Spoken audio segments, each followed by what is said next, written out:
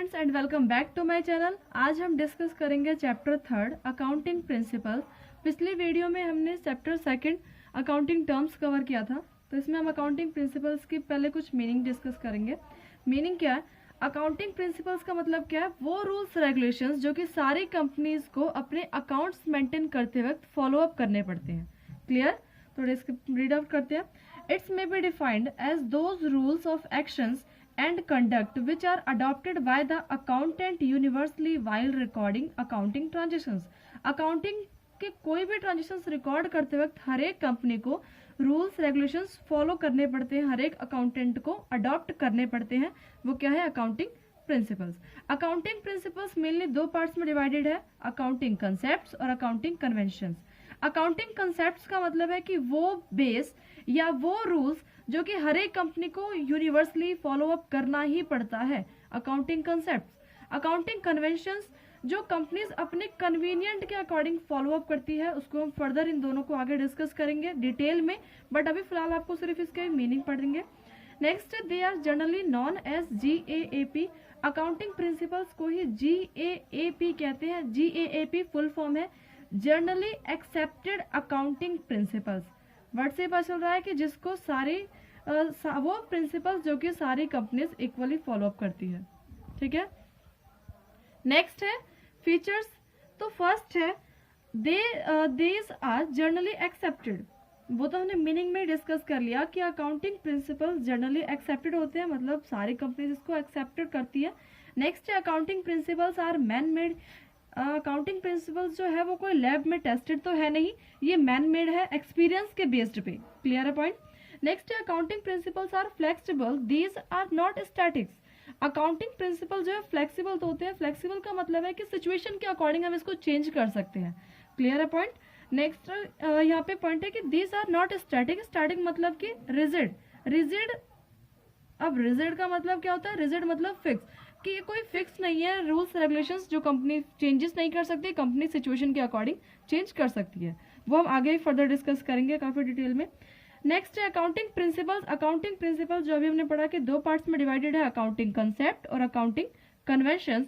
तो कंसेप्ट्स के कुछ पॉइंट्स। कंसेप्ट क्या होता है? जो सारी कंपनीज को फॉलो अप करना पड़ता है, वो भी यूनिवर्सली। ठीक है, सबके लिए।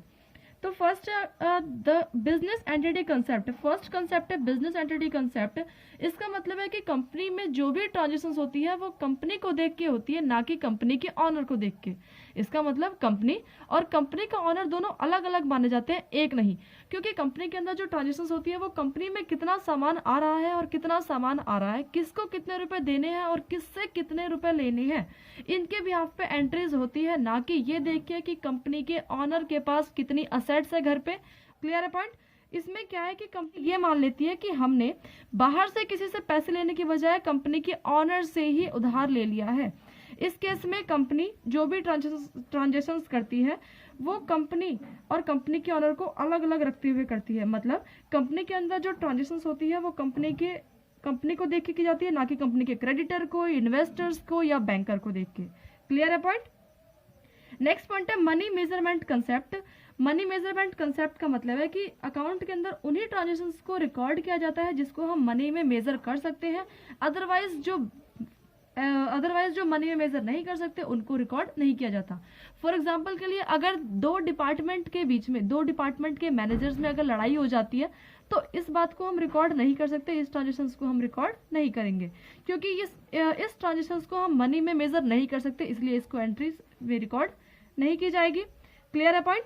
मतलब उन्हीं ट्रांजेक्शंस को रिकॉर्ड किया जाएगा जिसे हम मनी में मेजर कर सकते हैं। नेक्स्ट पॉइंट है गोइंग कंसर्न कंसेप्ट।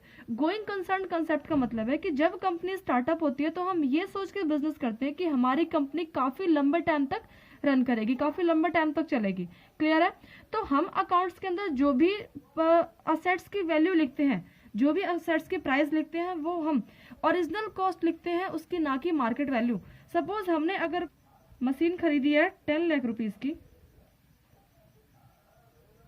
ठीक है, अगर हमने कोई मशीनरी खरीदी है 10 लाख रुपीज की तो हम यहाँ पे 10 लाख रुपीज लिखेंगे, ना कि अगर वो एक महीने बाद अगर वो 11 लाख की हो जाती तो हम उसको 11 लाख रिकॉर्ड नहीं करेंगे, क्योंकि हमें उसे सेम टाइम पे तो बेचना नहीं है जो कि हमें उसकी मार्केट वैल्यू से फर्क पड़ेगा। हमें उसकी कॉस्ट प्राइस देखनी होती है, क्योंकि हमने क्या अज्यूम किया है कि हमारी कंपनी काफ़ी लंबे टाइम तक चलने वाली है। क्लियर है। अब इसका फ़र्क क्या पड़ता है अकाउंट्स पे। अगर कंपनी डेप्रिसिएशन अकाउंट मेंटेन करती है, डेप्रिसिएशन वर्ड है क्या? डेप्रिसिएशन का मतलब है कि जब कंपनी कोई असेट्स खरीदती है तो असेट्स की वैल्यू इन फ्यूचर में कुछ ना कुछ प्राइस रिड्यूस हो जाता है। रिड्यूस क्यों होता है? चाहे फैशन चेंज होने के कारण, या फिर एक्सीडेंट के कारण, या फिर काफ़ी सारे रीजंस हो सकते हैं। असेट्स की वैल्यू रिड्यूस हो जाती है, तो जितनी वैल्यू रिड्यूस होती है वो रिड्यूस्ड वैल्यू ही क्या कहलाती है? डेप्रिसिएशन। डेप्रिसिएशन मतलब ऐसा खर्चा जो कि टाइम चेंज होने के कारण असेट्स की वैल्यू में हुआ है, ऐसा लॉस। क्लियर। सपोज अगर कंपनी 10 लाख रुपए की मशीनरी खरीदती है और कंपनी ने अज्यूम किया कि हमारी जो ये मशीन है, क्योंकि स्टार्टिंग में अजम्पशन पे काफ़ी चीज़ें अकाउंट में बेस्ड होती है, मतलब अकाउंट्स में काफ़ी कंसेप्ट, काफ़ी पॉइंट्स तो अजम्पशन पे बेस्ड होते हैं।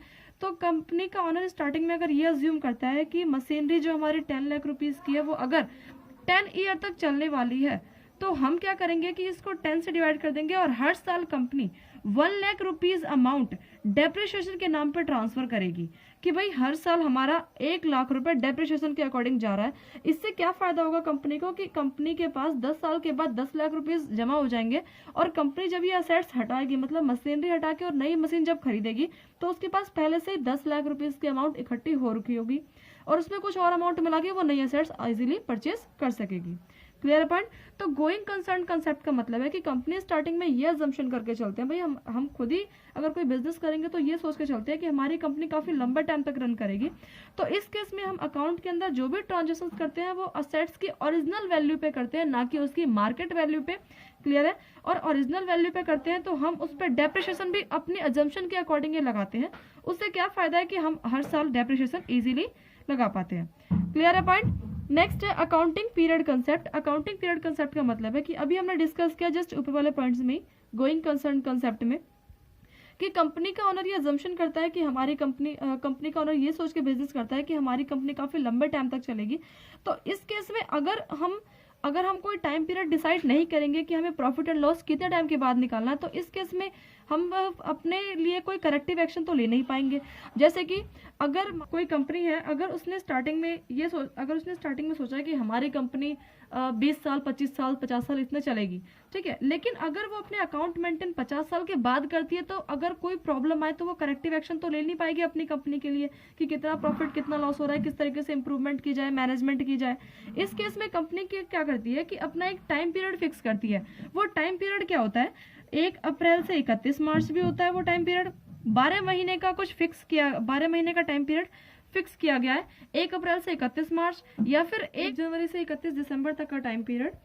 ये कंपनीज में इनकम टैक्स एक्ट के अकॉर्डिंग ये डिसाइड किया गया कि कम से कम 12 महीने का गैपिंग होना चाहिए, जिससे कंपनीज अपने अकाउंट मेंटेन करेगी 12 महीने के बाद। और इसके बाद क्या होगा कि कंपनी के जो भी प्रॉफिट एंड लॉस आ रहे हैं उसको पिछले साल से कंपनी कंपेयर भी कर पाएगी और कुछ करेक्टिव एक्शंस भी ले पाएगी।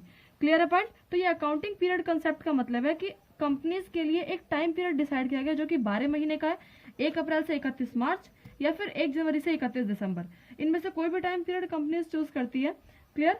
तो इससे क्या है कि कंपनी 12 महीने के अंदर अगर अपना अकाउंट्स मेंटेन करेगी तो उससे profit and loss find up कर पाएगी, जिससे कंपनीज को अपने एक्सपेंसेस या फिर इनकम उसके ऊपर करेक्टिव एक्शन ले सकती है। क्लियर है पॉइंट। नेक्स्ट कंसेप्ट्स और कन्वेंशंस हम डिस्कस करेंगे कल। तो अगर आपको ये वीडियो हेल्पफुल लगी हो तो please like share and subscribe करना ना भूलें। Thanks for watching.